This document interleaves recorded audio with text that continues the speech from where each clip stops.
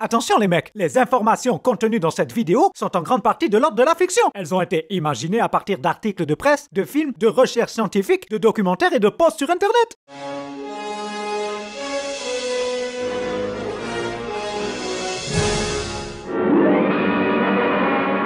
King Kong est une des principales icônes du cinéma hollywoodien. Il apparaît pour la première fois dans un film en 1933.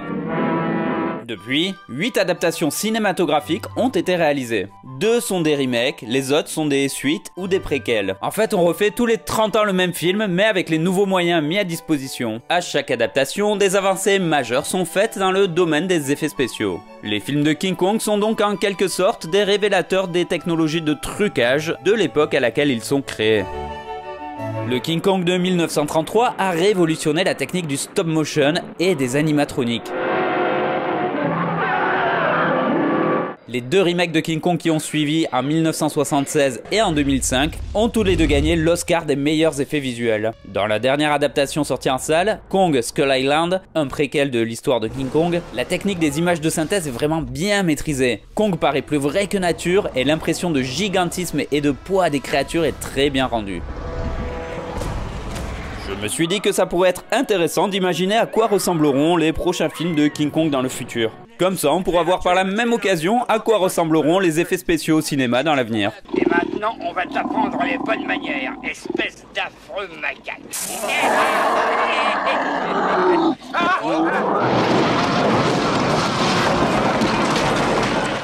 2020, King Kong vs Godzilla.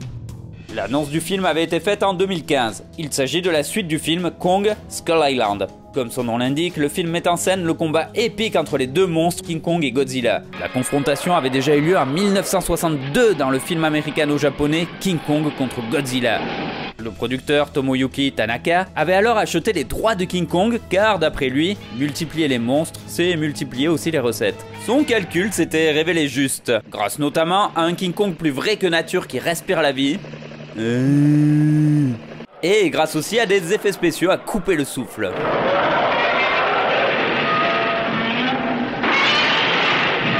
Il est encore aujourd'hui le plus gros succès au box-office de tous les films du genre au Japon. Le film de 2020 est également un gros succès. Malgré un scénario un peu bateau, la confrontation entre les 2 monstres est un spectacle incroyable, grâce notamment à la maîtrise parfaite des images de synthèse. 2033, King Kong et Superman vs Godzilla et Mothra.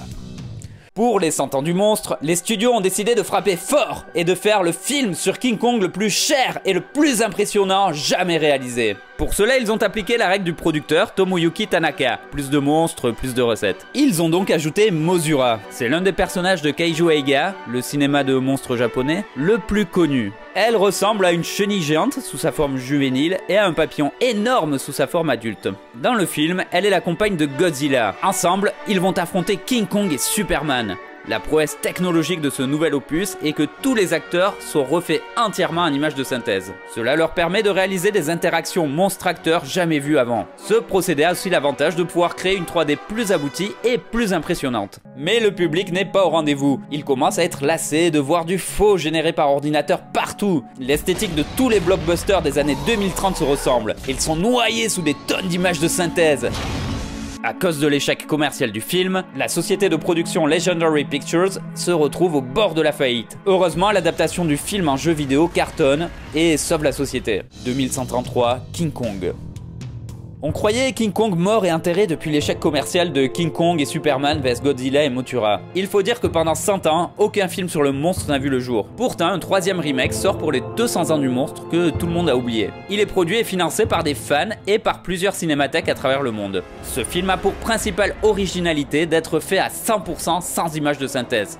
En plus, on peut choisir de le regarder en 2D comme au XXe siècle, ou avec un casque de réalité virtuelle pour pouvoir se balader dans le film. Pour tourner le remake, les équipes d'effets spéciaux ont donc dû commencer par étudier comment avaient été faits les trucages sur les versions de 1933 et de 1976.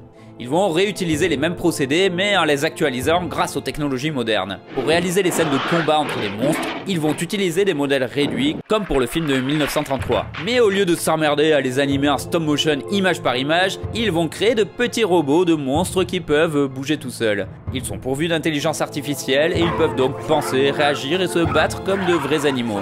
Ils vont également faire un King Kong géant comme celui du film de 1976. Ils avaient alors construit un monstre de 12 mètres de haut qui pesait plus de 6 tonnes. Il était en plus rempli de systèmes hydrauliques complexes pour le faire bouger. Tout cela pour un coût énorme de 1 million de dollars. Mais les gestes du monstre faisaient trop mécanique et il n'était pas du tout convaincant. En fin de compte, on ne le voit que 15 secondes sur l'ensemble du film. La version de 2133 est beaucoup plus au point. On croirait vraiment voir un vrai gorille de 12 mètres de haut. Malheureusement, lui aussi est équipé d'une intelligence artificielle et ils ne lui ont pas programmé un très bon caractère. Il n'a pas supporté que le réalisateur lui donne des ordres tout le temps. La fiction a alors rejoint la réalité. Il a rompu ses fausses chaînes et a commencé à écraser les figurants.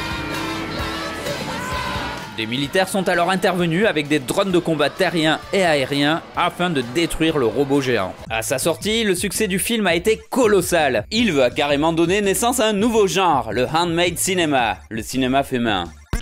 Cette histoire nous apprend que les avancées technologiques ne doivent pas forcément s'opposer et détruire les anciennes en les ignorant. Il est souvent préférable de les combiner. L'œuvre cinématographique de Michel Gondry par exemple en est un super bon exemple, tout comme le studio d'animation Laika. Il mélange à la perfection les anciennes techniques de stop motion avec des technologies modernes comme l'imprimante 3D ou les images de synthèse. Le dernier King Kong, Kong Skull Island, a également été fait dans cette optique. Ils ont surtout tourné dans des décors naturels et ont réalisé de nombreuses cascades en vrai. J'espère que cette vidéo vous a plu, abonnez-vous à la chaîne pour ne pas rater les prochaines.